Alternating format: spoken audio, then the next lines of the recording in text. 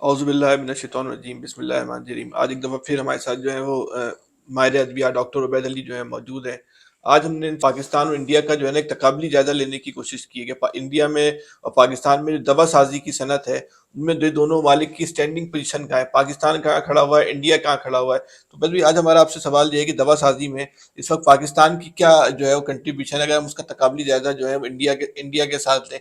पाकिस्तान में जो है वो कितनी दवाएं बनती हैं, पाकिस्तान में कितनी दवाएं जो बाहर जाती हैं, इंडिया में कितनी दवाएं जो है बनती हैं और इंडिया में कितनी दवाएं जो है बाहर जाती हैं। जो कहा जाता है कि 1200 अरब डॉलर की जो दुनिया की जो 1200 अरब डॉलर की शायद मार्केट है, तो उसमें इंडिया का क्या कंट्रीब्यूशन है, उसमें पाकिस्तान का जो है वो क्या कंट्रीब्यूशन है। तो इस हवाले से पाकिस्तान की जो मैन्युफैक्चरिंग का जो म्यार है और इंडिया की जो मैन्युफैक्चरिंग का जो म्यार है, उसका क्या फ़र्क है कि वो दुबई में जाए तो वहाँ जो पैनाडोल मिल रही होती है वो एक अलग होती है, पाकिस्तान में जो पैनाडोल या डिस्प्रिन मिल रही है वो एक अलग है। अब इसकी तफसील के साथ अगर हमें इससे बताएं कि क्या वजह है। अच्छा वैसे भाई, ये बहुत सारे सवालात हैं और ये कुछ पेचीदा सवालात भी हैं, तो इसका मैं जवाब देता हूँ। देखिए, पाकिस्तान की जो फार्मास्यूटिकल मार्केट है, सबसे खुशी की बात ये है कि ये आपका 90% जो हमारे बुनियादी मसाइल हैं, उसकी दवा बनाने के काबिल है। यहाँ पर उसकी हम फिनिश प्रोडक्ट बना सकते हैं और ये एक बहुत बड़ी बात है, क्योंकि जब इराक में सानिया हुआ था, उन पर अटैक हुआ था इराक के ऊपर, तो इराक की कौम के पास पैरास्टामोल की गोलियाँ मौजूद नहीं थी, क्योंकि उनके पास मैन्युफैक्चरिंग फैसिलिटीज़ मौजूद नहीं थी। पाकिस्तान के पास बहरहाल मैन्युफैक्चरिंग फैसिलिटीज़ मौजूद हैं और पाकिस्तान के जो भी दानिशमंद थे, उन्होंने इस मामले पे काम किया। लेकिन अब आप उसका तकाबली अगर ज़्यादा लेते हैं पड़ोस के मुल्क के साथ, तो पड़ोस के मुल्क ने दुनिया में जो रोल प्ले किया है, वो हैरत अंगेज़ है। सिर्फ पाकिस्तान से उसने आगे नहीं लिया, उसने पूरी दुनिया में अपना एक हैरत अंगेज़ रोल प्ले किया भारत है में। भारत ने। और अब वो रोल देखते हैं तो उसको उसको समझना बहुत ज़रूरी होगा, ताकि हम अपने मामलात को भी समझ सकें कि बिफोर पार्टीशन 1935 में जब ये वहाँ पर भी एक वो था, एक्ट था, जिसके तहत पेटेंट हुआ करता था। तो पेटेंट जो था वो सिर्फ़ और सिर्फ़ बड़ी कंपनी के पास था, कॉर्पोरेट के पेटेंट का पास था, मतलब क्या होता है? कि जो मैंने दवा बनाई है वो कोई और नहीं बना सकता। ओके। तो इसकी बुनियाद पे जो आपका बरसग़ीर था, वहाँ पे हर आदमी दवा नहीं बना सकता था। तो एक कंपनी थी सिप्ला। सिप्ला। सिप्ला आपको थोड़ा-सा और हैरत होगी, कराची में वो कंपनी थी इप्ला। पिपला।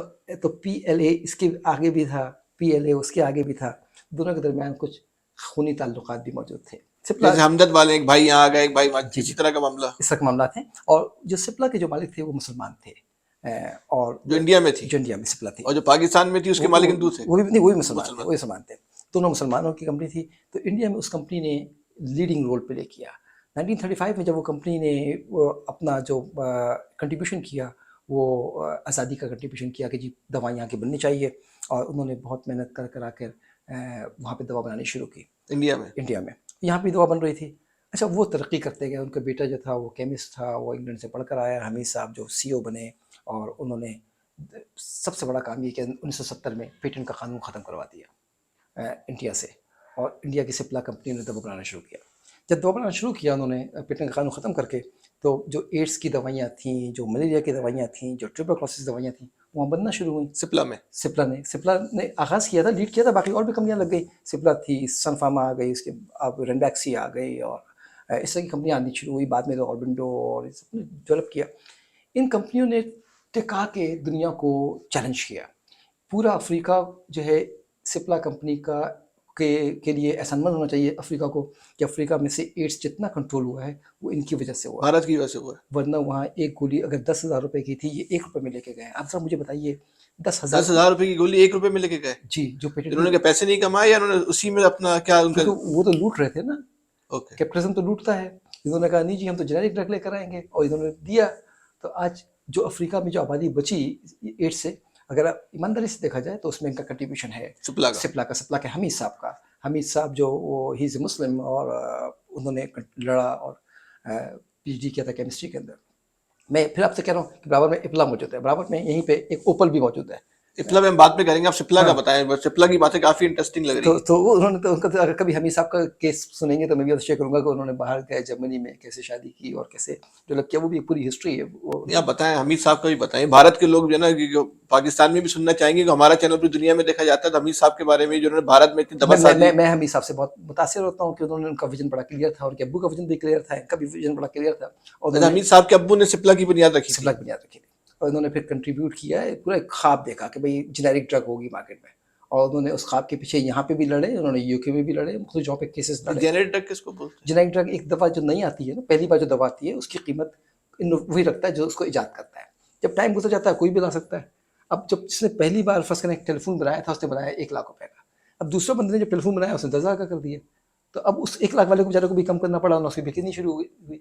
तो पूरी दुनिया की जो मार्केट को चैलेंज किया वो इस मुल्क ने चैलेंज किया, भारत में। और उसने और भारत में भी हमीद साहब ने। हमीद साहब ने। देखिए मैं एक अजीब बात बताऊं, अच्छा, वो रियासत हुकूमत की सतह पे किया या कारो बिजनेसमैन की सतह पे नहीं किया? बिजनेसमैन होकर उन्होंने हुकूमत से डील की, क्योंकि वो सियासी मिजाज के आदमी थे और वो वहाँ पर जो 47 से पहले जो तहरीक चल रही थी उनके उसमें शामिल थे। तो एक पीछे पोलिटिकल मिजाज भी था।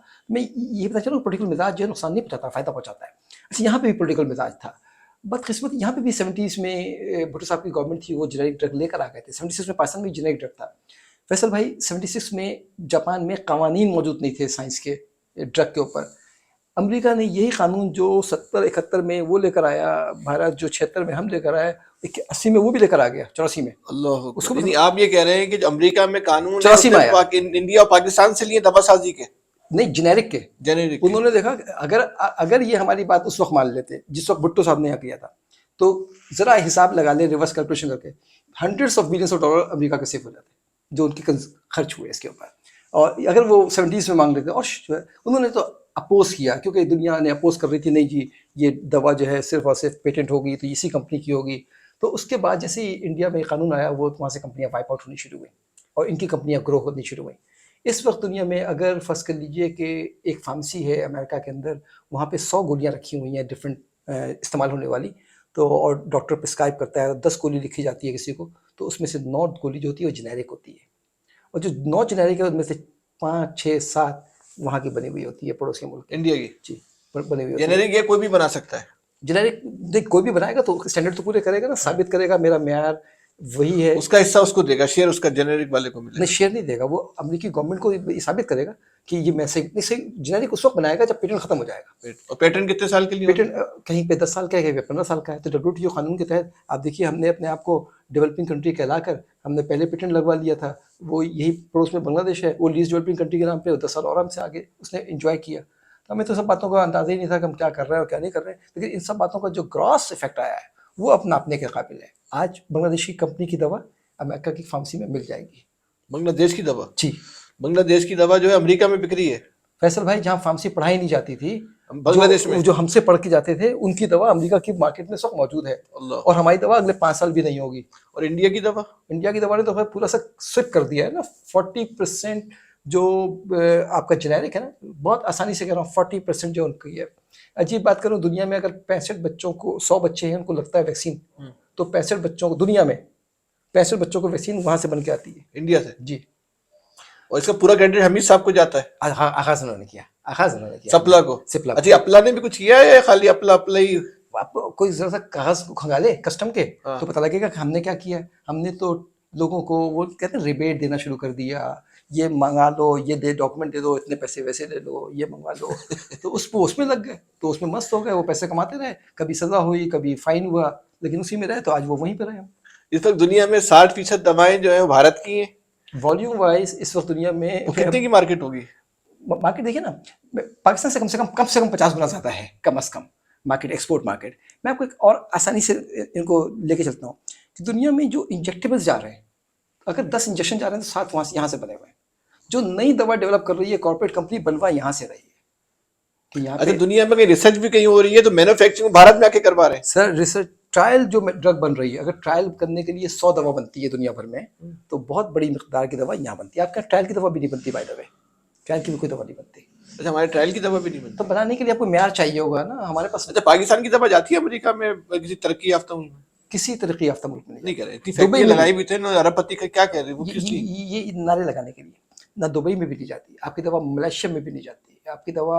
अब मलेशिया में क्या दुकान जानी शुरू हुई है। वजह क्या, हमारी दवा म्यारी नहीं है? नहीं, देखिए ना, म्यार साबित करना होगा। मेरा बच्चा पढ़ा लिखा है भाई, इम्तहान देना पड़ेगा ना, वो आके पूछेंगे ना कब पढ़ता है, कैसे पढ़ता है, दिखाओ। आप वो दिखाना नहीं चाहते क्योंकि आपके जो एक बात में आपको समझ में नहीं आया कि पाकिस्तान की दवा अमेरिका खाने को तैयार नहीं, मलेशिया खाने को तैयार नहीं, दुबई खाने को तैयार नहीं। अच्छा, हम जो अपने बच्चों को खिला रहे हैं तो हम कैसे उससे मुतमईन? हम तो रिस्क ले रहे हैं ना। हम ये पाकिस्तान की दवाएं अपने बच्चों को रिस्क पे खिला रहे हैं। हमारे पास कोई चॉइस नहीं है। अगर फर्ज कर लीजिए यहाँ पे लोगों को चॉइस मिल गया, अल्लाह ना करे अगर ये फर्ज कर यानी कि हमारे पास अगर कोई चॉइस नहीं तो वो रिस्क की बुनियाद है, उसका किसी वक्त भी हमारा काम उतर जाएगी। इस तरह की तो दुनिया दवा खाने को तैयार नहीं है पाकिस्तान की, कोई दुनिया रहने तैयार और नहीं। दुनिया भारत की दवा खाने को तैयार है। वो प्रूवन है ना, वो प्रूवन है, उन्होंने तो डेमोस्ट्रेट हमारी किया है। हमारी फैक्ट्रियों में, दवा साज कंपनियों में जो इतनी बड़ी जो जो अरबों खरबों का बिजनेस कर रहे हैं, वो हमारे आपका खून पे कर रहे हैं। नहीं, वो रिस्क लेके कर रहे हैं। देखिए मैं ये नहीं कह रहा कि हमारी दवाएं खराब है, मैं कह रहा हूँ कि हमारी दवाएं वो एग्जाम पास नहीं कर पा रही जो उनको रिक्वायर्ड है, तो ये अप्लाई नहीं कर रहे, तो अप्लाई ना करने की वजह, उन्हें पता है फेल हो जाएंगे। तो इसका मतलब ये है कि वो दवा उस म्यार की नहीं बना रहे। अब पता है, अब देखिए फिर हो क्या रहा है, 1 लाख दवा बनी, 1 लाख दवा में से 5 दवा में असर नहीं है सपोज, हमारे लिए कोई मसला नहीं है, अमेरिका के लिए बहुत बड़ा मसला है ये 5 नहीं होना। अच्छा, 1 लाख दुनिया की नजर में अगर 1 लाख दवा में एक दवा भी बेअसर है, सर तो आपको फाइन देना पड़ेगा, इतना आसान नहीं है। वो एक बहुत बड़ा इश्यू है दुनिया आपने की। 1 लाख दवा में अगर एक गोली भी, जी आपने प्रॉमिस किया उसके ऊपर, आपने होप दिया इसके ऊपर, आपने क्लेम किया इसके ऊपर, आपका क्लेम, आपका प्रॉमिस, आपका होप, ये अगले के ऊपर वो है, जवाबदेही है इसकी, नहीं देंगे तो फिर वो आपका फाइन होगा। अच्छा, हाँ, ये यहाँ पे तो कोई पूछने वाला नहीं है ना सर। तो रिकॉल भी तो हो जाती। पाकिस्तान में रिकॉल करने का कोई कॉन्सेप्ट है? रिकॉल, डिफेक्टिव रिकॉल्स होती हैं। देखिए पाकिस्तान में जो कंसेप्ट है ना बहुत कमजोर है। हमें तो अगर बंदा मर जाए तो हम अल्लाह में पे डाल देते हैं, हमारे तो बड़े बड़े अस्पताल में बड़े बड़े डॉक्टर मर जाए अल्लाह में पे डाल देते हैं, तो वो तो दवा पे नहीं डलता। अल्लाह मियाँ की वजह से, अल्लाह की चीज थी, अल्लाह ने बुला ली, चाहे दवा से मरा हो। वो बंदा भी इत्मीनान कर लेता है। हम तो अपनी जहालत पर इत्मीनान से बैठ गए हैं। सितम ज़रीफ़ी ये नहीं है कि हम जाहिल हैं, सितम ज़रीफ़ी ये उसको हम इत्मीनान से बैठ गए और अब तो उससे एक स्टेज आगे चले गए। तो इसे हम उससे भारत फख्र करते हैं। तो भारत क्या कर रहा है इस हवाले से? भारत ने अपनी भारत के जो एंटरप्रेन्योर है ना वो बड़े समझदार है। देखिए मैं भारत भी मुश्किल में आया और आ रहा है। देखिए इज साइंटिफिक अफेयर्स, जब आपने दवा बनानी शुरू की तो इनका रॉ मटेरियल वहीं बनता था, भारत में ही बनता था। पाकिस्तान ने रॉ मटेरियल बनाना नहीं शुरू किया, वो इंपोर्ट करते रहे। चाइना रॉ मटेरियल में बहुत आगे चला गया। भारत जो चीज़ 100 रुपये की बेचता था, चाइना वो 40 रुपये में लेकर आ गया। तो भारत के भी जो बिजनेसमैन थे वो पहले बिजनेसमैन थे, उन्होंने उनसे खरीदना शुरू कर दिया। अब भारत की अपनी कंपनियां रॉ मटेरियल की बंद होनी शुरू हो गई, तो इस वक्त भारत भी 70% डिपेंडेंट है चाइना के ऊपर, लेकिन एक्टिव इंग्रेडिएंट में। मगर ये वो बनाना जानता है, अगर वो चाइना बंद कर देगा तो उनके पास अपने घर में वो हांडी वांडी पड़ी हुई है, इसको बना लेंगे वो, उनके पास टेक्नोलॉजी है। ओके, अच्छा हम तो जीरो पे खड़े हुए, नाम केमिकल्स बना सकते हैं। बना नहीं रहे फैसल भाई। हमने तो बिजनेसमैनों के हवाले कर दिया साइंस को, बिजनेसमैनों के हवाले कर दिया इंसानी सेहत को। पाकिस्तान में दाऊद तो खीर भारत में भी बिजनेसमैनों के पास है ना। हाँ, लेकिन वहाँ पर बिजनेसमैन को सोसाइटी को कंट्रोल भी कर रही है। ऐसा नहीं है सोसाइटी ने बिल्कुल छोड़ दिया है। जिस तरह आपने यहाँ प्रदेश आज़ाद छोड़ा हुआ है ना, या तो आपके बिजनेस के अंदर इंटरफेयर वो कर रहे हैं, डिसीजन वो करवाते हैं, वहाँ डिसीजन वो नहीं करवाते, वहाँ डिसीजन एंटरप्रेन्योर करता है। और अच्छा उन्होंने, गवर्नमेंट का भी बड़ा कंट्रीब्यूशन होता है, इनकी गवर्नमेंट ने भी कुछ माहौल दिया उनको फैसिलिटेट करने के लिए, और उन्होंने बहुत रिलैक्स भी किया। लेकिन बहरहाल फैसल भाई जितनी रिलैक्सेशन हमारे यहाँ अवेलेबल है ना मैन्युफैक्चर को, उतनी वहाँ अवेलेबल नहीं है। अच्छा, हाँ ये लोग समझते नहीं है कि मैं यानी कि आप ये कह रहे हैं कि भारत से ज्यादा पाकिस्तान के ताजिर सरमायाकारों को, कारोबारी हजरात सर को, आपका सरमायाकार जब चाहे जिस अफसर को ट्रांसफर करवा दे, भारत में करा के दिखाए, नहीं समझदार कैसे करा सकता है? ये तो कोई इशू नहीं है। सच में ट्रांसफर कैसे होता है? क्योंकि आपको मतलब ड्राइव जो है वो इन्हीं कारोबारी तंजीम चला रही है। ड्रैप पूरी आपकी वफाकी मिनिस्ट्री समझ लीजिए। अच्छा, बहुत देखिए अमीर लोग ना सब पे हावी। देखिए जो रेगुलेटरी अथॉरिटी है जिनका काम दवा साजी पे नजर रखना है, वो दवा साज कंपनियों के मालिकान जो कंट्रोल अथॉरिटी वो बने में, तो उसने क्या नजर रखेगी फिर? प्रैक्टिकली ऐसे ही हुआ हुआ है। देखिए हमने, ये आप बहुत बड़ी बात कह रहे देखिए हमने जितनी कंपनियों को कहा हुआ है कि वो स्टैंडर्ड की तरफ बना रहे हैं, इन कंपनियों को अफ्रीका भी आके चेक करता है। इसका मतलब है कि वो नॉर्थ अफ्रीका हम पे एतमाद नहीं करता। कौन एतमाद नहीं करता? North Africa. हम पे सऊदी अरब क्या एतमाद करेगा, हम पे जीसीसी। अच्छा भाई, दवा सऊदी किसी इस्लामिक मुल्क में भी जाती? सऊदी अरब में? नहीं सऊदी अरब में नहीं जाती, दुबई में नहीं जाती, ओह, कतर में नहीं जाती, लीबिया में नहीं जाती, लीबिया में भी नहीं जाती। अच्छा, भारत की दवा सऊदी अरब में जाती है? भारत में कौन सा मुल्क ऐसा जानी जाती? नहीं, हमारे दवाओं पे हमारे इस्लामी मुल्क में क्यों, उनको पता है कि ये जो म्यार का दावा कर रहे हैं, हमारे दावे को हमारे इस्लामी भाइयों को भी उन पे एतबार नहीं है। पहले एतमाद था, किसी जमाने में जाती थी, उस वक्त स्टैंडर्ड नहीं थे। जैसे जैसे स्टैंडर्ड आने शुरू हुए तो ये तो अमीर लोग थे, कहा भाई हम तो अमेरिकन म्यार की दवा खरीदेंगे, जो अमेरिका में अप्रूव्ड है वो यहाँ आएगा, जो नहीं अप्रूव्ड है वो नहीं आएगा। ओके, SFDA बहुत स्ट्रॉन्ग ऑर्गेनाइजेशन बन गई है सऊदी अरब की। एफडीए, SFDA उनका सऊदी सऊदी अरब, सऊदी FDA, वो खुद बहुत स्ट्रॉन्ग हो चुकी है। उन्होंने सारे बेहतरीन मुसलमानों को हायर किया, मुसलमानों क्या हर को हायर किया, सतीश भी वहाँ काम कर रहा है, वो हायर किया, और उनको उन्होंने SFDA फास्टेस्ट ग्रोइंग जो है वो रेगुलेटरी थोड़ी बना के दिखाई। हम क्या करें कि हम भारत से मुकाबला करें? हर बात में हम भारत भारत, सुबह शाम भारत भारत, तो उसका दवा साजी में कैसे मुकाबला देखिए करें? हम ना लगे हुए हमें और कोई काम ही नहीं है। टेक्नोलॉजी ट्रांसफर में लगे हुए हैं। हम देखिए नॉलेज ट्रांसफर नहीं कर रहे। फैसल भाई सबसे बड़ा मसला क्या है, चाय बनाने में चाय की पत्ती अच्छी नहीं होगी, चाय अच्छी नहीं होगी, ठीक है, लेकिन बनाने वाला भी अच्छा चाहिए। चाय की पत्ती कितनी अच्छी हो, बनाने वाला अच्छा नहीं है तो फिर अच्छी नहीं होगी। बनाने वाले के पास एक मोरल वैल्यूज़ भी चाहिए। आपका जो रॉ मटेरियल है वो सिर्फ और सिर्फ केमिकल नहीं है, सिर्फ और सिर्फ पानी नहीं है, सिर्फ और सिर्फ ये मैन्युफैक्चरिंग इंडस्ट्री नहीं है। आपका जो रॉ मटेरियल है वो आपका इंटेलेक्चुअल स्टूडेंट है जो आ रहा है, तो वहाँ तो आपने 5 साल उसको जो है वो तबाह किया है। वो वहाँ से आपका मतलब गार्बेज इन गार्बेज आउट, तो आपको उसको डेवलप करना पड़ेगा। आपकी जो प्राइमरी इंस्टीट्यूशन लाइन है उसको डेवलप करना पड़ेगा। तो ये दवा साज इदारों को क्या करना चाहिए? दवा साझेदारों को मजे लगे हुए हैं, यहाँ पर डॉक्टर खरीदो, दवा बेचो और रोजाना एक नहीं, नई कंपनी दवा लाओ। कैसे, डॉक्टर से खरीद कर कौन दवा बेच सकता है? आपकी कोई भी दवा डॉक्टर तो ऐसे ही लिख रहा है, आप जाइए किसी दिन भी किसी होटल में नहीं, चले आप भी जाइए, कह रहे हैं कि दवा साज कंपनियां डॉक्टर खरीदती हैं।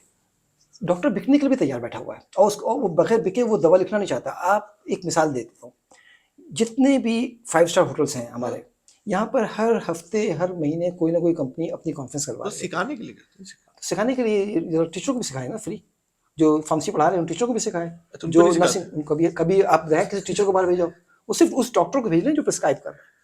ऑर्थोपेडिशन को, अगर आपकी कंपनी ड्रग बनाती है ऑर्थोपेडिक की, तो वो कभी भी न्यूरोसर्जन को नहीं भेजेगी, वो ऑर्थोपेडिक को ही भेजेगी। अजीब बात है। अच्छा, नहीं, आप ये कह रहे हैं कि दवा साज कंपनियां डॉक्टर को खरीदती भी हैं, उनको गैर मुल्की दौरे भी कराती ये हैं? सब बिजनेस है, ये सब बिजनेस के असूल हैं बने हुए, और इतने मुस्तहकम असूल हो चुके हैं। नहीं ये नहीं, वैसे आप बहुत अहम खतरनाक बात कह रहे हैं। फैसल भाई, आप ये कह रहे हैं कि डॉक्टरों को पैसे भी दे रही हैं, 5 स्टार होटलों में कॉन्फ्रेंसें भी करा रही हैं, गैर मुल्की जो है वो सयाती दौरे भी करवा रही हैं, मैं उसकी ये बुनियाद पर वो दवा लिख के हमें हमारे बच्चों को खिला रहा है। मैं यकीन से कह सकता हूँ कि जिन होटलों में ठहराती हैं, होटलों में बाकी पानी पीने के लिए भी वही पहुंचाती हैं, खाने भी वही पहुंचाती हैं, बच्चों के स्कूल के खर्चे भी सब कुछ कर। हमारे यहाँ तो कोई मोरल वैल्यूज बची नहीं ना, कोई पूछ नहीं रहा। कोई सब पूछे कि भाई आपकी एक एसोसिएशन बनती है नेफ्रोलॉजी सेंटर, आप एक कॉन्फ्रेंस कराते हैं, 10 करोड़ का ये चाहिए, 5 करोड़ का ये चाहिए, 4 करोड़ का ये चाहिए, आप जाके देख लीजिए। आपके बड़े बड़े जो नाम शोरमा डॉक्टर देखिए, 10% को तो आप काउंट ही ना करें। 10% को मैं इसलिए काउंट नहीं करूंगा, हाँ, ईमानदार है ही है वो, इनहेरेंट 10% लोग अच्छे होते हैं सोसाइटी में, वो कुछ भी हो जाए खराब नहीं होंगे, तो उन 10% की मैं बात नहीं कर रहा। लेकिन मजमूई जो सूरत हाल है 90%, वो तो पैसों पे ही चल रही है ना। हमारे तो कलीग फिर ही सारे मैं किसी डॉक्टर के पास जाऊं तो मुझे कैसे मालूम चलेगा डॉक्टर पैसे लेके दवा लिख रहा है, मुझे जरूरत नहीं, मेरे जिस्म में वो केमिकल डाल रहा है इसकी मुझे मेरे बच्चे को जरूरत नहीं है, तो वो कैसे? फैसल भाई, डॉक्टर की जगह आप फार्मासिस्ट बैठा दीजिए कि चलो भाई डॉक्टर लिखेगा जेनरिक नेम, फार्मासिस्ट डिस्पेंस करेगा, तो फार्मासिस्ट डिस्पेंस कौन सा करेगा? वही करेगा जिसमें उसको प्रॉफिट ज़्यादा मिलेगा। एक दवा 2 रुपए की है, एक रुपए 10 रुपए की है, 10 में उसको 9 रुपए फायदा मिलेंगे फार्मासिस्ट को, 2 में 1 रुपए मिलेगा तो वो लिखेगा। ये तो क्योंकि मोरल बिजनेस बाजार के अंदर आपने वो लाइनें खत्म कर दी हैं जो लाइनें अखलाकियात को तय करती थी। तो इसका मतलब ये हुआ कि पाकिस्तान तो बस इसमें पीछे ही रहेगा, इसका मतलब कारोबार करना है, दवा को ताकतवर बनाना नहीं है।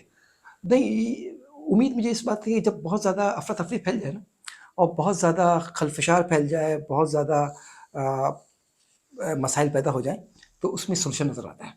और नहीं तो जो जो सही है, लेकिन विजन नहीं है ना। जब कारोबारी इदारों ने तय कर लिया कि हमने डॉक्टर खरीदना है, तो दवा के म्यार की जरूरत ही नहीं है। ये अच्छा, आपकी दवा पाकिस्तान से बाहर जानी नहीं है, पाकिस्तान का डॉक्टर आपने खरीद लिया है, तो फिर टेंशन किस बात की है? बहुत आसान टेंशन है। अगर कोई कोई आगे ना हम जैसे दिमाग रखने वाला, हाँ। उसने सिर्फ 1 महीने के लिए इंपोर्ट खोल देनी है, अच्छा, खत्म।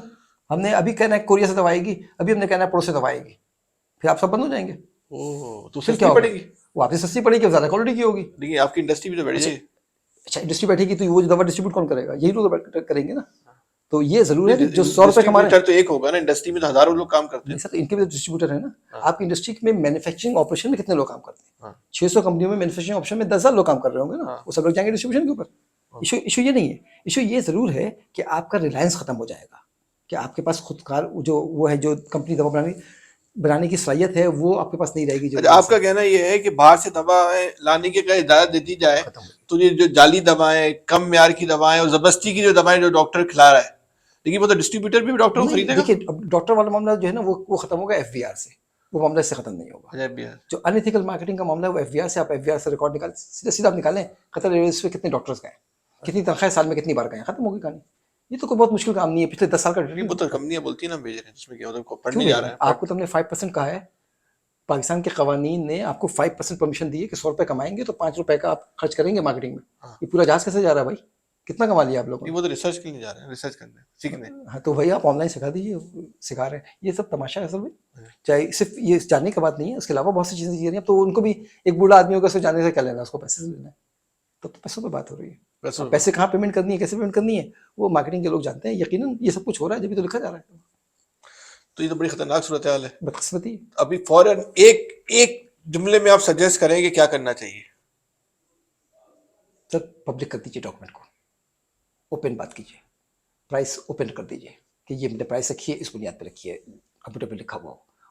एक्स कंपनी के हमने 50 रुपये दिए, वाई कंपनी को हमने 5 रुपये दिए, रीज़न लिख दीजिए क्यों 150 दिए, क्यों उसको वाई को 5 दिए, एक ही चीज़ की।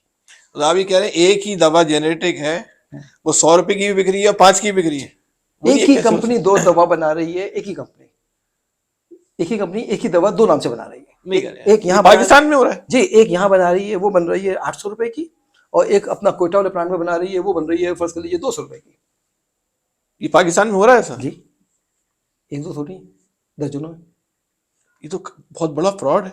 ये तो ऐसा हुकूमत भाई की मर्जी के भुगतते बगैर हैं नहीं हम हो सब बातों को। सकता, हुकूमत की मर्जी के बगैर तो नहीं हो सकता। नहीं, हुकूमत बेचारी के पास प्रायोरिटी नहीं है, उसकी प्रायोरिटी को ये तो टीवी हुकूमत भी डॉक्टर की तरह पैसे वैसे पकड़ रही है ना, फिर उनके वो तो लोग। शायद हो सकता, मैं इसमें नहीं कह सकता कि अगर पकड़ लेगी तो समझदार भी तो होती ना सर। वो नुकसान तो पब्लिक को हो रहा है, नुकसान इनको खुद हो रहा है, क्योंकि जो पिछली गवर्नमेंट गई उसको प्राइस का नुकसान हुआ, उससे पिछली गवर्नमेंट को प्राइस का जी, इम्पैक्ट पड़ा। इमरान खान के दौर में और जो पैसे बढ़े ये भी कुछ इसी तरह का मामला हुआ था। जब भी पैसे बढ़े, लेकिन वो तो कहते हैं फैसल सुल्तान और वो जो के वो अक़वाम मुत्तहिदा से क्या नाम था जो आए थे, जफर मिर्जा साहब, जफर मिर्जा, वो तो सुना बड़े ईमानदार आदमी जो। अब ईमानदार आदमी ने जो कुछ किया आपके सामने है, मुझे बता दें इन ईमानदारी से कोई एक दफा बाहर चली गई हो, कोई एक ट्रस्ट बढ़ गया हो, कोई एक क्वालिटी इंप्रूव हो गई हो, मरीजों की लाइफ इंप्रूव हो गई हो, दवा मिलने लेकिन उन्होंने पहुंच गई। बच्चों को भी वो लगाई ना टाइफाइड के टीके। जो टीके वीके लगाएगा फैसल भाई, जब उसको एक ब्रॉडर सेंस में पढ़ेंगे ना, तो ये हम पे उसने रिवर्ट फायर किया है, बैक फायर किया है।